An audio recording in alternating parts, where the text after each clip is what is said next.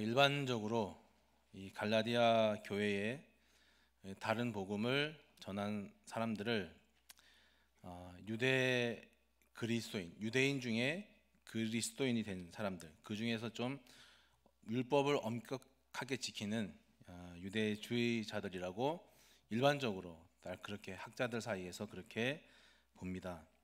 초대 기독교 초기에 두 분파가 있었는데, 하나는 베드로 분파고 또 하나는 아볼로가 이렇게 같이 연합되어서 이루어진 바알 분파였어요. 근데 이 유대주의자들은 베드로 분파에 속해 있었고, 예루살렘 교회의 거의 절대 다수를 차지하고 있었고, 그리고 고린도와 이 갈라디아 지역에 바울을 반대하고 있었습니다. 이 갈라디아의 왜곡된 복음을 전했던 이 사람들은 당시 예루살렘 교회, 쉽게 말하면 뭐라 그럴까요? 장이라 그럴까요? 그 장을 맡고 있던 야고보가 그 팔레스타인 지역에 세워진 그리스도 공동체, 그 중에서 이방인과 또 그 중에서 유대인과의 관계가 어떠한지 이걸 좀 관계를 알아보라고, 이렇게 진상을 파악해 보라고 하는 목회적인 차원에서 이렇게 보낸 사람들인데, 이 사람들이 그 야고보의 의도를 오해할 뿐만 아니라 또는 또 알면서도 자기 멋대로 오용하면서 이방인 중에서 그리스도인이 된 사람들은, 그 사람들이 하나님이 아브라함에게 약속하신 축복을 받으려면은 할례를 받아야 되고, 무엇을 해야 되고 유대교 생활 양식을 그대로 답습해야 되고, 뭘 해야 되고 하면서 바울이 전한 은혜의 복음과는 전혀 다른 복음을 갈라디아 교회에 전했던 거죠.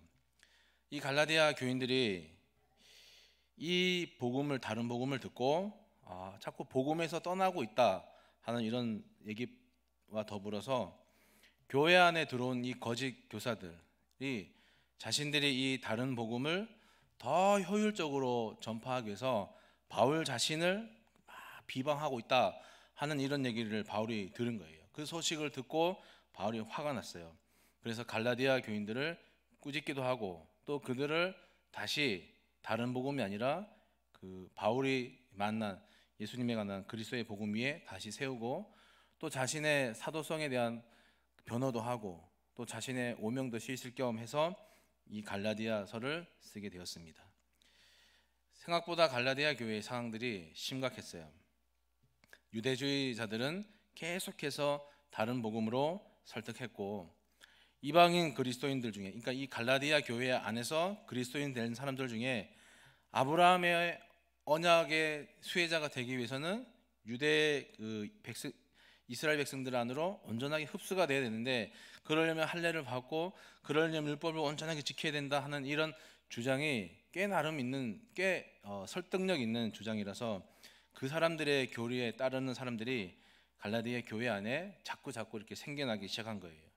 근데 그 중에서도 바울이 전한 복음을 끝까지 붙잡고 있는 사람도 있었고, 그래서 바울이 그런 사람들에게 그리스도께서 우리에게 자유를 주시지 않았느냐, 뭘 하고 무엇을 어떻게 하고 뭐에 매여 사는, 그래서 복을 받는 그것이 아니라 하나님이 우리가 가운데 은혜로 믿음으로 구원을 주시고 우리를 그렇게 살리시는 그런 자유를 주시지 않았느냐, 왜 자꾸 종의 멍에를 매느냐, 매지 말자, 다시는 그 종의 멍에를 매지 말자 하면서 저 뒤에 이제 5장에 가보면 그런 얘기를 하면서 그 사람들을 타이르고 있는 거예요.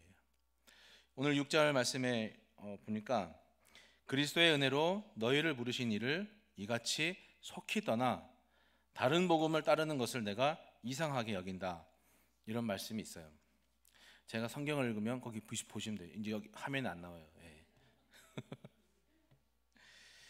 자신이 이렇게 전해준 그리스도의 복음을 듣고 정말 기뻐하던 그 갈라디아 교인들, 근데 또 너무나 쉽게 다른 복음 앞에 돌아서 버리는 그 사람들을, 그게 막 이렇게 쉽게 돌아버리는 이 상황들을 바울이 딱 듣고는 이거는 그냥 평범한 게 아니구나, 아주 심각한 일이구나라고 판단한 거예요.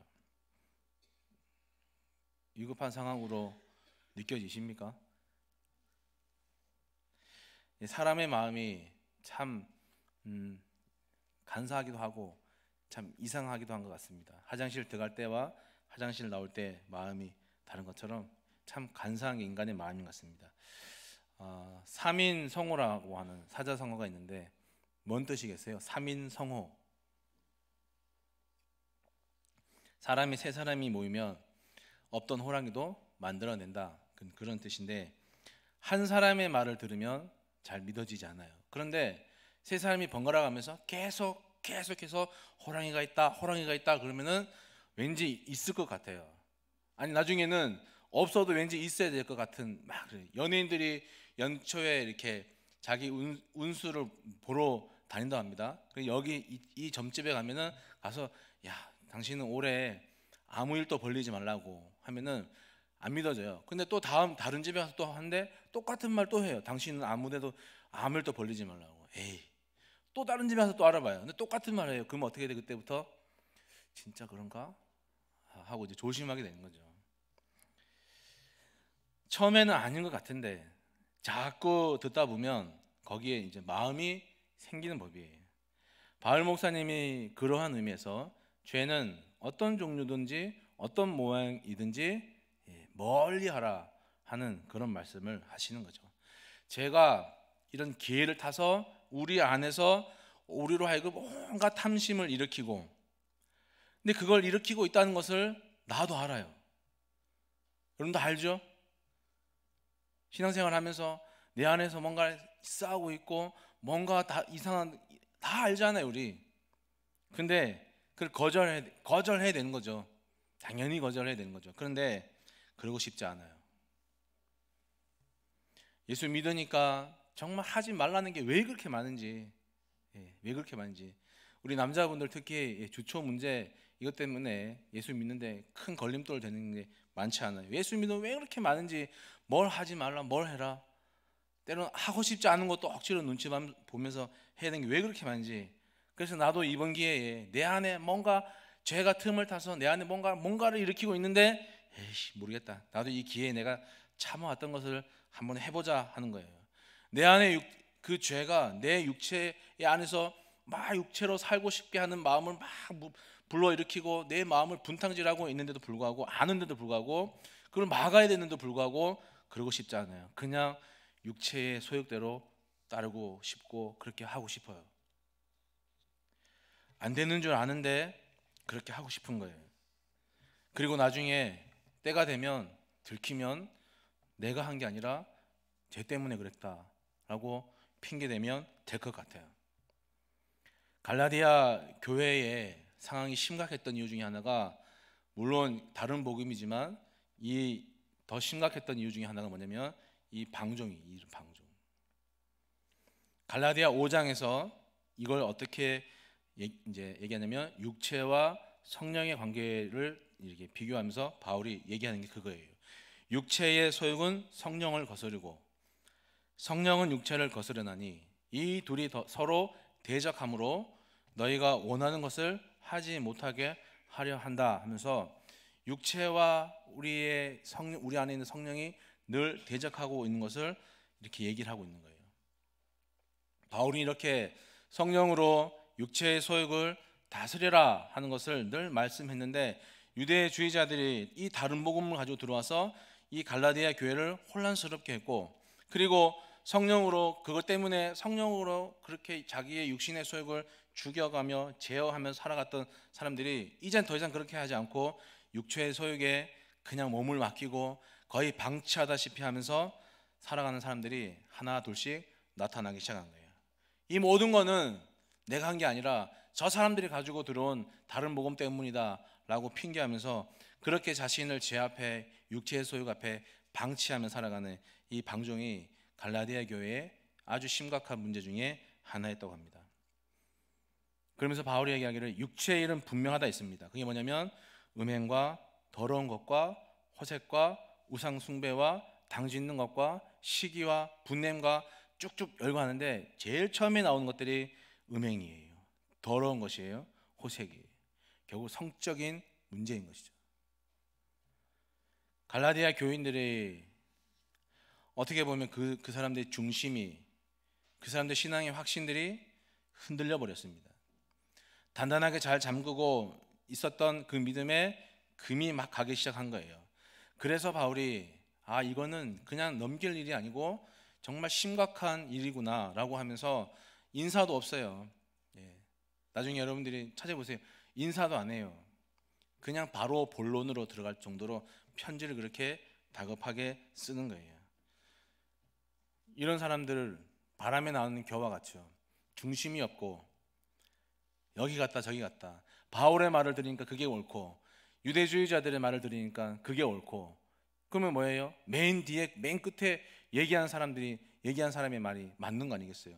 중심이 없으니까 누구의 말을 들어도 다 그런 것 같아요. 이 사람들은 바람에 나는 겨와 같은 어떤 사람이에요? 악인이에요.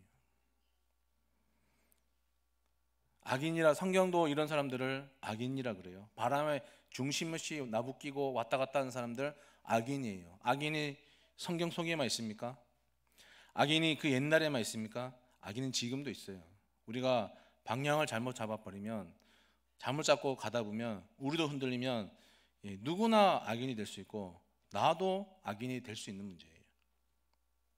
그래서 그리스도인들은 방향을 잘 잡고, 그리고 자기 믿음의 정체성을 바로 확실하게 붙잡고 가야 되는 거예요. 에스라가, 성경에서 말하는 에스라는 학자 겸 제사장이에요. 유대민족이 바벨론에게 잡혀갔어요. 그 바벨론을 바사, 다르게 말하면 페르시아, 지금으로 말하면 인도가 점령했어요. 그 이스라엘이 바벨론에 포로로 잡혀가고 그 바벨론을 바사 제국이 다시 점령하면서 이 포로로 잡혀갔던 사람들의 포로 신분이, 국적이 바벨론에서 그러니까 페르시아로 옮겨가고 하는 그 역사의 언저리에서 태어난 사람이 에스라예요. 그 사람이 포로 그 잡혀 있는 상황 가운데서 태어나면서 율법학자로 자라면서 궁금증이 생겼습니다. 그 궁금증이 뭐냐면, 우리 민족은 왜 포로가 되었을까? 우리 민족이 믿는 하나님은 어떤 하나님입니까? 이 포로 생활은 언제 끝날까? 나는 누구고 나는 왜 여기 있는가? 하고 하는 여러 가지 궁금증이 일어나는 거예요. 전문 용어로 말하면 자아 정체성이 일어났어요. 그래서 에스라가 흩어져 있는 자기 유대 민족의 역사를 다 긁어 모아요. 그 긁어 모아서 나중에 기록한 게 역대기를 포로기 돌아와서 다시 기록하게 되는 것이죠. 예수꾼이라고 하는 것은 이 방향과 정체성이 분명한 사람들이에요. 흐지부지하는 사람이 아니라 분명한 사람들이에요. 저도 운전하면 한 운전합니다. 담임 목사님이 저보고 이제 뭐 거의 뭐 과속 이렇게 한다. 저는 한 운전해요. 서울에 와서 운전하는데 초창기에 얼마 답답했는지 미쳐 죽는 줄 알았어요. 똑같이 출발하는데 왜 차가 안 오지? 그러니까 저기 막 기어오고 있는 거예요. 나는 막 80km 먼저 가고 있는데, 차가 한적한 데서 살다가 그 몸에 배긴 운전 습관이 있어서 딱 출발하면 급 출발은 안 합니다. 그냥 단지 욱 밟는 거지. 절대 급 출발은 아니에요. 근데 운전을 하는데 서울 와서 한 달에 딱지를 3번이나 뗀 적이 있어요. 한 번은 교회 앞에 여기 나가서 유턴하는 데 있죠. 난 분명히 파란불이라서 유턴을 했는데, 유턴하자마자 경찰이 쫓아와요. 왜 파란불이 유턴하냐고. 지방에서 올랐으니까 봐주세요 했더니 싼 거 끊어드리겠습니다 하고 한번 끊었고, 이게 파란불에 가면 안 되는구나.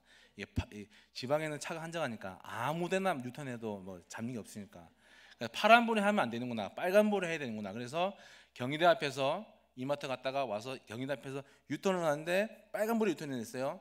유턴을 딱 하는데 그 유턴을 하는 앞에 경찰차가 있었어요, 맞은편에. 그런데 이런 거 있잖아요. 왜 빨간불인데 반대편에서는 파란불이죠. 나는 빨간불인데 반대편에서는 파란불이에요. 그럼 언제 유턴해야 돼요? 좌회전 표시 들어올 때. 그래서 모르고 유턴했다가 경찰차가 지가 막 달려오는데 내가 유턴하니까 지가 깜짝 놀라니까 그래서 딱지를 뗐죠. 봐달라 했는데 지가 시급하니까 안 봐주더라고요. 그래서 일단 하여튼 그래서 3번 뗐어요. 그리고 나서 이제 운전 습관이 조금씩 바뀌었어요. 어떻게 바뀌었냐면 천천히 바로 알고 가자 이렇게 바뀌었어요. 또 하나는 지하철을 타니까 사람들이 왜 이렇게 빠른지 모르겠습니다. 도저히 못 따라가겠어요. 따라가니까 와 진짜 이 장단지가 막 땡겨갖고 못 따라가겠어요. 막 뭔가에 쫓기는 사람처럼 출근 때가 아니에요. 그냥 평상시에 험상궂은 얼굴을 하고 나 건드리지 말라고 하고 막 여유가 없는 사람처럼 그냥 앞만 보고 막 걸어가는데 쫓아갈 수가 없어서 나중에 포기한 적이 있습니다. 그런 사람이 여기 있는 것 같아요. 교회 안에도.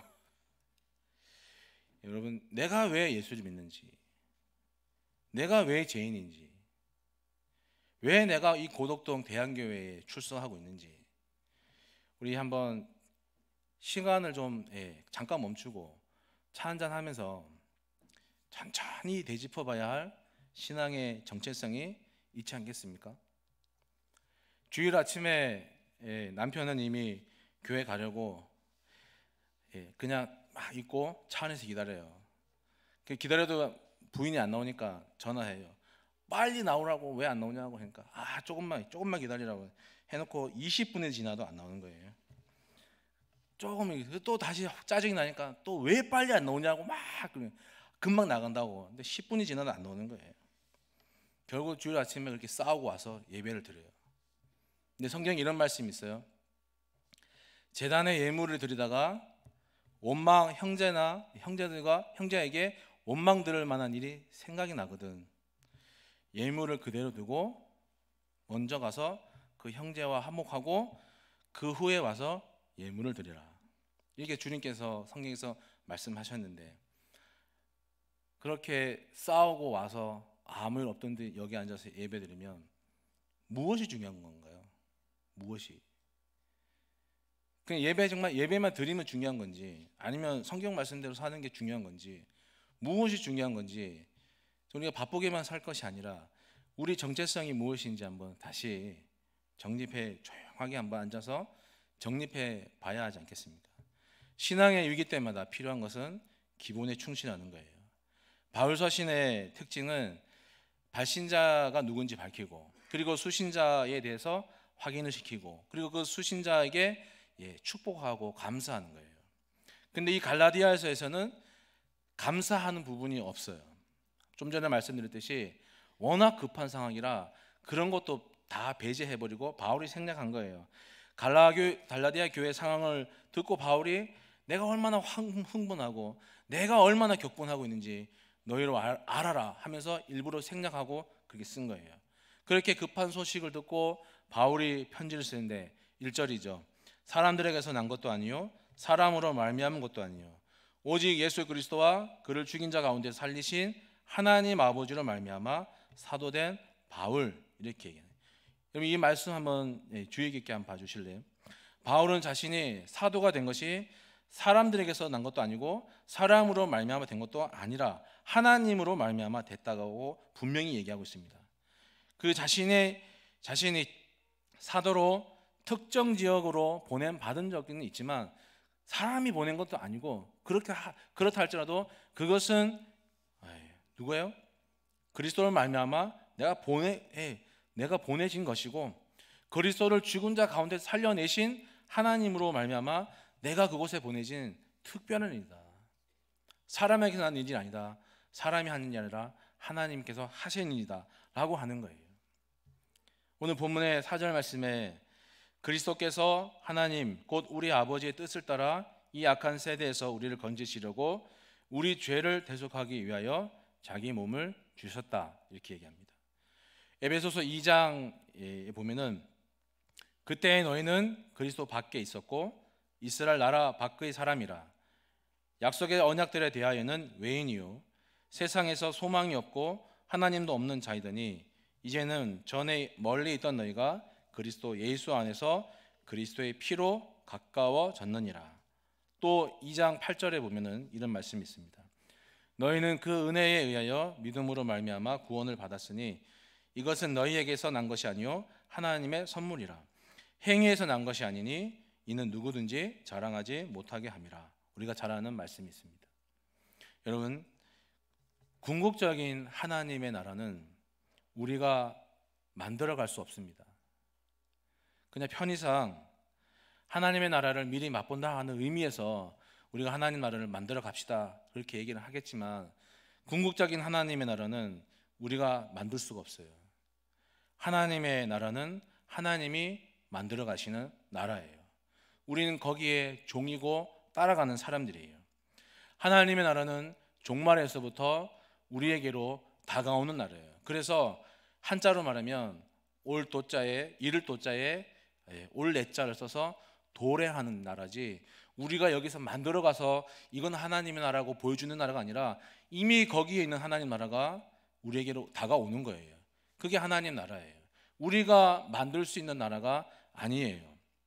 십자가에 오르신 예수님, 그 예수님이 십자가에 달려 죽으시고 부활하셨는데, 여러분 살아나셨습니까? 아니면 누가 살려주셨습니까? 예? 고린도전서 15장에 만약 죽은 자가 다시 살아나는 일이 없으면 하나님이 그리스도를 다시 살리지 아니하셨느니라. 또 오늘 본문의 1절 말씀에도 좀 전에 읽었지만, 그리스도께서 하나님께서 죽은 자들 가운데서 그리스도를 살려내셨어요.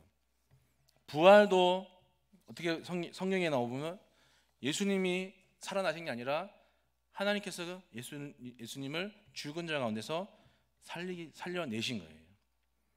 또 오늘 본문에 은혜와 평강 어디로부터 주어집니까? 하나님과 그리스도로부터 우리에게 주어지는 것이죠. 도래하는 하나님 나라, 그리고 부활의 은혜로 우리에게 주시는 대로 우리는 그렇게 사는 거예요. 모든 것을 다 선물로 여기고 살아가는 게 우리 그리스도인들의 정체성이고 믿음이에요. 여러분, 프로 선수들은, 어떤 각 종목의 프로 선수들은 자기가 슬럼프에 빠졌을 때 고급 기술을 연습하지 않는답니다. 프로 선수들은 슬럼프에 빠졌을 때 뭘 하냐? 가장 기본기, 만약에 무슨 이 골프 치는 사람이라면 가장 기본기, 이거 뭐라 그래요? 이건 드라이브. 제가 좋아하는 테니스 선수들은 기본기, 스트로크, 기본기를 열심히 한답니다. 예수권의 기본은 뭘까요? 뭘 열심히 해야 될까요? 또 말씀을 열심히 보는 걸 해야 될까요? 또 기도를 열심히 하는 걸 또 해야 될까요? 뭐 또 봉사를 열심히 하는 걸 또 해야 될까요? 우리가 하나님을 본다 그러면은, 우리가 하나님을 본다 할 때 어떤 마음이 듭니까?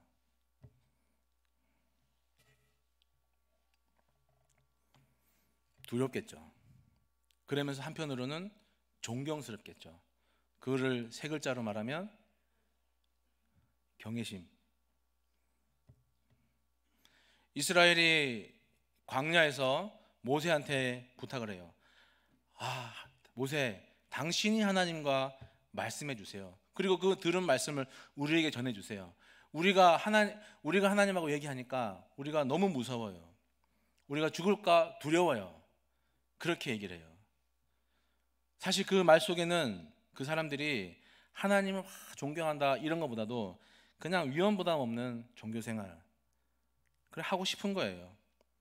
부담감은 줄었을지 몰라도 낮에는 구름기둥, 밤에는 불기둥으로 자신들과 함께하는, 뭐랄까, 이게 제가 좀 단어를 생각해봤는데 신앙의 현장감, 하나님 거기 함께 하심의 그 생생함들, 그런 것들은 줄어들겠죠. 왜냐? 모세를 통해서 오니까.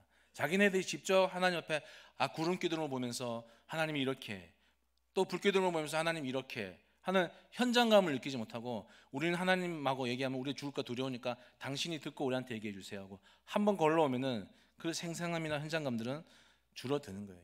우리 예수꾼들이 슬럼프에 빠졌을 때 그 하나님 앞에 서는, 하나님 앞에서의 설 때 하나님과의 만남의 그 두려움과 그 어떤 존경심을 생생하게 현장감으로 회복하는, 그런데 우리가 좀 힘을 쏟아야 하지 않을까요? 그것이 바로 기본이 튼튼한 예수꾼이 아닐까 하는 말씀을 드리는 거예요. 사탕은 이빨을 썩게 만듭니다. 당연한 이치죠. 피곤하면 단맛이 땡겨요. 단맛을 또 갑자기 생각났는데 나중에 드릴게요.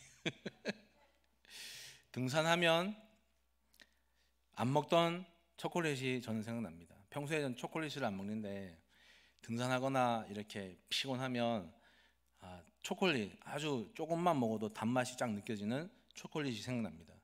어린아이들이 단맛을 좋아하는 것은 그 아이들이 죽어라고 열심히 뛰어놀았기 때문에 사실 피곤해서 단맛이 땡기는 거예요. 근데 이 사탕이나 초콜릿 같은 단 것을 즐겨 먹으면 나도 모르게 이빨이 썩어 있겠죠. 사탄은 우리가 알아차리게 오지 않습니다. 왜냐하면 알아차리게 오면 우리가 금방 방어 태세를 갖춰서 막아내기 때문에 그렇게 오지 않고 가랑비에 옷이 다 젖어버리는 것처럼 눈치 못 채게 오는 거예요. 옛날 사탄들은 하지 말라고 계속 그렇게 유혹했답니다. 근데 계속 그렇게 유혹하다 보니까 가만 보니까 성도들이 더 기도하고 성경을 읽고 또 믿음을 잘 지키더랍니다. 그래서 요즘 사탄들은 어떻게 하냐면 해라 열심히 해라, 그런데 내일 해라, 이렇게 유혹한다고 합니다. 가만히 들어온 이 거짓 교사들, 그리스도의 복음의 교리를 다 인정해 주는 척합니다. 오직 믿음으로 구원받는 거 맞다고 인정해 줍니다. 그런데 거기에 다만이라고 하는 특정 상황을 붙여서 거기에 할례도 받고 거기에 말씀을 철저하게 지키고 유대교 생활에 충분히 젖어 들어오고 이걸 하고 저걸 하고 무엇을 더 하면 더 멋진 구원이 되지 않겠느냐 하면서 양념을 자꾸 치면서 바울이 전한 은혜의 복음과 다른 복음을 계속으로 유혹하는 것이죠. 교회 봉사는 감사와 은혜로 해야 된다고 저는 배웠습니다. 열심히 감사의 마음으로 열심히 봉사했습니다. 식당 봉사가 되면 성도들 맛있는 밥 먹여야 된다는 소명감에 예배 드리는 중에도 밥은 잘 되나? 반찬은 안 짜나? 국은 어떻게 되나? 더 많이 생각했습니다. 근데 어느 날 나는 이렇게 열심히 봉사하는데 누구 하나 수고한다고 격려해 주지도 않고 참 섭섭하네 하는 마음이 들기 시작했습니다. 어느새 나도 모르게 섭섭마귀의 공격에 속수무책 당하고 있는 자신을 발견합니다.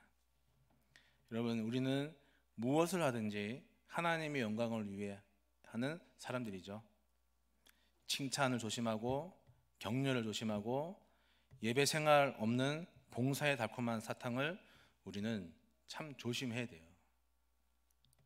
사람의 제일 되는 목적, 귀에 딱지가 않도록 많이 들으셨죠? 웨스트민스터 소요리 문답 제1 첫 번째 질문입니다. 사람의 제일 되는 목적은 무엇인가?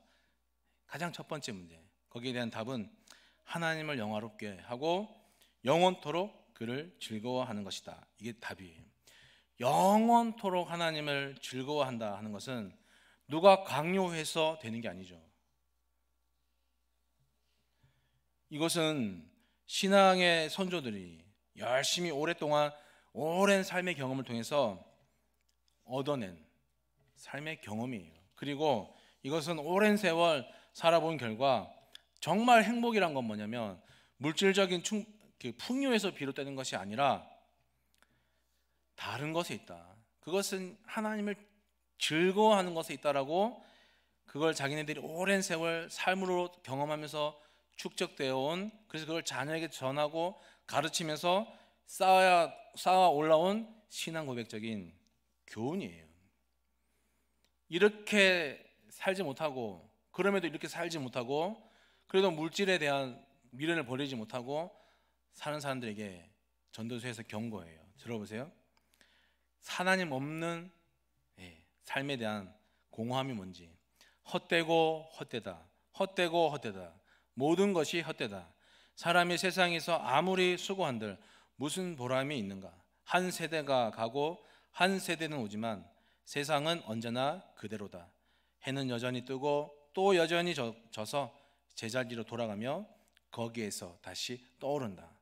그러니까 아무리 물질로 무언가를 모든 것들을 다 경험해도 그렇게 오랜 세월 살아본 결과 사람의 제일 되는 행복은 뭐냐면 하나님으로 인해서 즐거워하는 것. 그것이 가장 중요하다는 거예요. 저는 제가 강단에 설 때마다 영어를 참 하고 싶은데 영어로만 하면 울렁증이 생겨갖고 영어는 다 못하겠고, 이 하나님을 영화롭게 하고 그분을 기뻐한 겁니다 하고 하는 단어 중에 end, end, 끝이라고 하는 단어가 있어요. 근데 이 끝이 어떤 의미냐면 이런 거예요. 어떤 중심에서 저 멀리 끝까지, 이게 끝이에요. 그냥 저 끝이 아니라 여기에 내 어떤 중심에서부터 저기 끝까지에, 그러니까 내 중심에서 가장 먼 곳까지, 그건 뭘까요? 전생애죠. 전생애. 나의 전생애. 그러니까 나의 전생애를 통해서 하나님으로 인해서 하나님을 기뻐하는 것, 그게 사람의 제일 되는 목적이에요. 어느 집 아이가 착하고 성실하게 살았을 때 칭찬은 그 부모가 받습니다, 결국에는. 그런데 그 아이가 결국은 그 아이를 통해서 그 부모가 칭찬을 받고 소위 말해서 영화롭게 되는 거예요. 예수님답게 살면서 저 사람, 참 정말 예수 잘 믿네, 저 사람이 다니는 교회라면 내가 갈만하다, 이런 얘기를 들을 때 듣는 걸 우리가 기뻐해야 되는 거예요. 그것이 하나님께 기쁨이 된다라고 생각할 줄 알아야 돼요. 그래서 그러한 삶을 위해서 나의 전 생애를 바쳐서 하나님 앞에 하나님을 영화롭게 하고 그 삶에 대해서 살아가는 내가 하나님을 앞에 기뻐하는 것, 그게 우리 사람의 제일 되는 목적이에요. 그래서 예수님은 하나님이 싫어하는 일을 해서는 안 되는 거죠. 이게 무슨 하지 말라 하는 이런 율법적인 의미가 아니라 말씀드린 것처럼 신앙 고백적인 삶 차원에서 우리는 하나님이 싫어하는 일을 해서는 안 되는 거예요. 하고 싶은 사람 하셔도 돼요. 근데 아는 사람은 하면 안 돼요. 하나님이 기뻐하실지 아니면 싫어하실지에 대해서 우리는 예민한 사람이 되어야 됩니다. 종이 상전에게 맞춰야 될 거 아니에요. 주인이 명령한 것을 다 행한 후에 오히려 주인한테 가서 우리는 무익한 종입니다, 우리는 단지 해야 할 일을 했을 뿐입니다 라고 하는 이 무익한 종처럼 우리는 살아가야 돼요. 손해봐야 할 게 있으면 좀 손해 보십시오. 기왕 참을 게 있으면 좀 끝까지 참으십시오. 당신만 알고 있어라고 얘기한 사실들은 요람까지 가지고 가십시오. 까짓것 먼저 사과하지 하면서 먼저 사과하십시오. 인기나 얻고 괜찮은 사람 되려고 그렇게 예수 믿지 말고, 여기 오늘 마지막 10절의 고백처럼 내가 사람에게 좋게 하겠습니까? 아닙니다. 나는 하나님께 좋게 하는 사람입니다. 나는 그런 그리스도입니다.